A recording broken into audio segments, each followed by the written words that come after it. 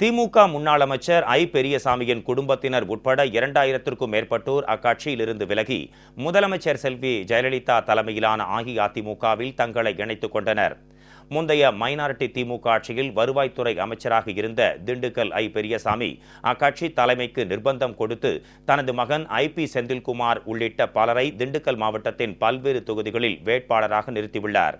இதனால் அதிருப்தி அடைந்த அம்மாவட்ட திமுகவினர் ஐ. பெரியசாமியின் பரிந்துரையால் அறிவிக்கப்பட்ட வேட்பாளர்களை திரும்ப பெற கோரி தொடர் போராட்டங்களை நடத்தி வருகின்றனர். இந்நிலையில் ஐ. பெரியசாமியின் மருமகள் அருள் மெர்சியின் உடன் பிறந்த சகோதரியின் கணவர் விஜய் நாடாழ்வார் ஐ. பெரியசாமியின் ஏதேச்சதிகார போக்கால் மனமுடைந்து திமுகவிலிருந்து விலகினார்.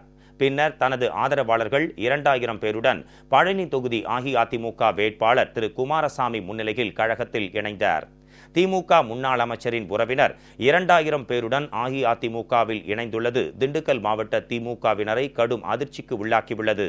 இதேபோல் தேமுதிக, கம்யூனிஸ்ட், மதிமுக உள்ளிட்ட பல்வேறு கட்சிகளைச் சேர்ந்த நூற்றுக்கணக்கானவர்கள் அக்கட்சிகளிலிருந்து விலகி அஇஅதிமுகவில் தங்களை இணைத்துக் கொண்டனர். ராமநாதபுரம் பாரதிய ஜனதா கட்சியினர் 100க்கும் மேற்பட்டோர் அக்கட்சியிலிருந்து விலகி அரண்மனை முன்பு நடைபெற்ற அஇஅதிமுக தேர்தல் பிரச்சார கூட்டத்தில் பங்கேற்ற கழக நாடாளுமன்ற உறுப்பினர் திரு அன்வர் ராஜா, மாவட்ட கழக செயலாளர் திரு ஆர். தர்மர் ஆகியோர் முன்னிலையில் தங்களை அஇஅதிமுகவில் இணைத்துக் கொண்டனர்.